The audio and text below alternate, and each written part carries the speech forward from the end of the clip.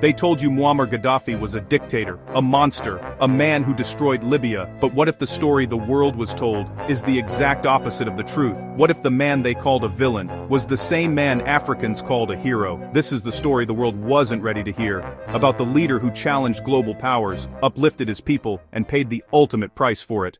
Gaddafi was not born into royalty or privilege. He was born into a tent, in the desert, a shepherd boy from a poor family who witnessed the suffering of his people under a corrupt monarchy. At age 27, he overthrew King Idris without foreign help, without mass bloodshed, and without chaos. He called it the Al-Fadeh Revolution, the opening. To Libyans, hope had finally arrived.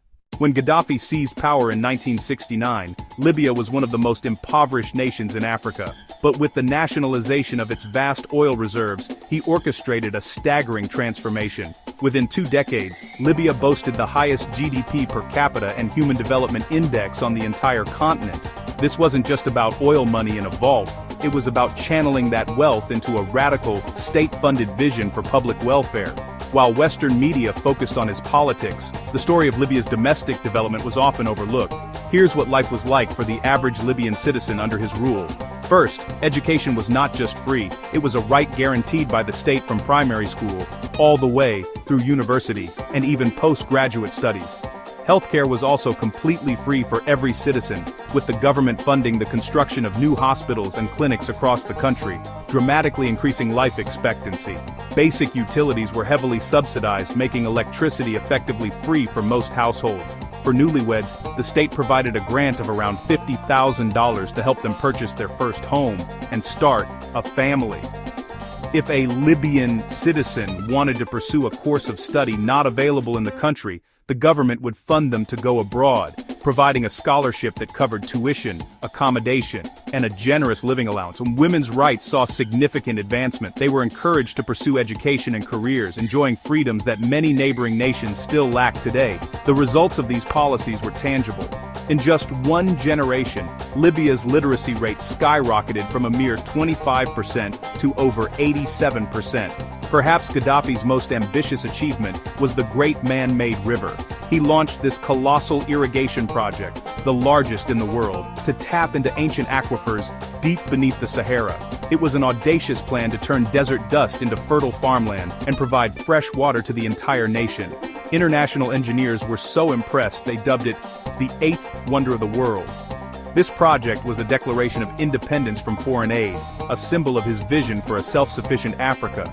This was a leader determined to prove that the continent didn't need charity, only visionary leadership and control over its own resources. Muammar Gaddafi was a man driven by a powerful, continent-spanning vision. He believed that Africa, a land rich in resources and culture, could only reclaim its destiny and achieve true freedom if it was united. This wasn't just a political slogan for him, it was a deeply held conviction, rooted in the history of colonial exploitation and the ongoing struggles against neo-colonial economic pressures. He saw a future where the arbitrary borders drawn by European powers would dissolve, replaced by a shared identity and collective strength. At the heart of his ambitious plan was the creation of a United States of Africa. He envisioned a single federal government, a common passport allowing free movement for all Africans, and a unified economic market. He was a key force in transforming the old Organization of African Unity into the modern African Union in 2002, seeing it as the first concrete step toward this ultimate goal. To break the chains of financial dependency, he proposed a single African currency, the gold dinar, backed by the continent's vast gold reserves. This was a direct challenge to the global dominance of the US dollar and the euro, a move that would have shifted the world's economic balance of power by allowing Africa to price its own resources and trade on its own terms. Alongside economic unity, he called for an African military alliance, a continental defense force capable of managing its own security without foreign intervention.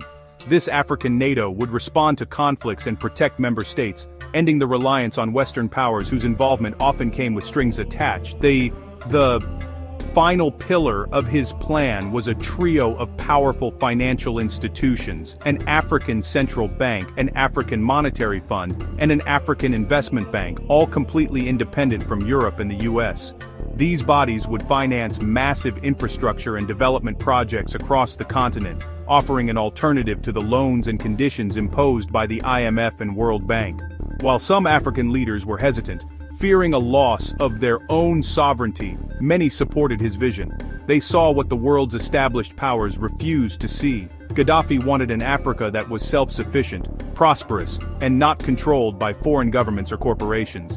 And he put his money where his mouth was. He poured billions of Libyan oil dollars into African countries, building hospitals, roads, schools, and communication networks. He funded the first African communication satellite, RASCOM-1, which saved African nations hundreds of millions of dollars a year in fees previously paid to European satellite companies. To many ordinary Africans, he wasn't just a Libyan leader, he was a champion of their collective aspirations, a Pan-African revolutionary carrying the torch of legends like Kwame Nkrumah. But to understand what happened next, you have to understand an unwritten rule of global politics. For centuries, the world's economic system has been built on a foundation of resource extraction from continents like Africa. This system, a legacy of colonialism, benefits the established global powers. Therefore, any genuine move towards a unified, self-sufficient and economically independent Africa is not just seen as competition, it's seen as a direct threat to the existing world order. And Gaddafi's grand vision for a United States of Africa, powered by its own resources and institutions, terrified the West. Why? First, his plan for a single gold-backed African currency, the gold dinar.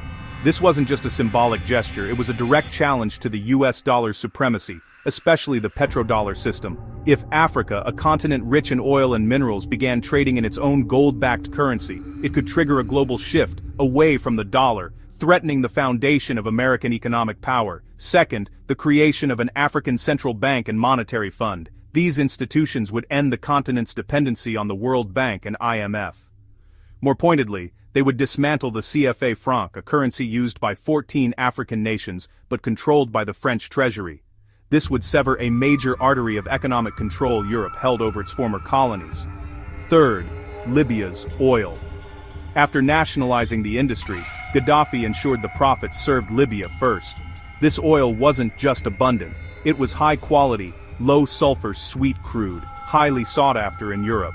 With Gaddafi in control, this vital resource couldn't be easily exploited by foreign corporations. And finally, Gaddafi's staunch refusal to host any foreign military bases on Libyan soil made the country a block to Western strategic interests in a pivotal region. When a leader with that much influence and resource wealth refuses to kneel, he becomes a target.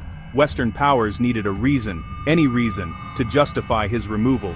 They watched, it would ensambai, die desabain din standa, bezuwen turkurns dirty tending for indens, en zalmain dins, samegame denswan. In distalmain dem spenden, dardau that den sen stan, in the deeder dobar, amwan dardrins, endrai binditi.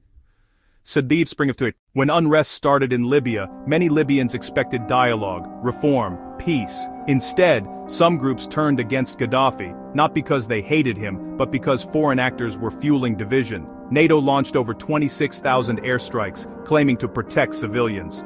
But those bombs destroyed hospitals, homes, schools, and Libya's once thriving infrastructure. As Gaddafi tried to flee Sirte, he was cornered. And there, the man who dreamed of African unity was killed. Not by his lifelong enemies, but by his own people, influenced and armed by outside forces, a betrayal that shook the continent. Today, Libya is unrecognizable. Two rival governments, militias controlling cities, human trafficking markets, collapsed healthcare system, oil fields controlled by armed groups. Millions displaced the country that once had free housing, free education, and one of the highest living standards in Africa, is now a battlefield. The message is clear: a nation can be destroyed faster by foreign interference than by any internal mistake. Schaupestein Stroederfrein. Despite his death, his legacy lives on. Africans remember him as a leader who fought against neo-colonialism, a visionary who believed Africa could stand on its own, a man who used Libya's wealth to uplift other African nations, a voice that challenged powerful nations without fear. He wasn't perfect. No leader is. But his impact on Libya and Africa remains undeniable. History will judge him differently than the headlines did. If you believe the story of Africa should be told by Africans, not rewritten by foreign powers, then help us share this truth. Like this video, subscribe for more African history stories, and share this to everyone who still doesn't know the truth about Libya. Let the legacy of Muammar Gaddafi remind us, Africa becomes unstoppable when Africa stands together.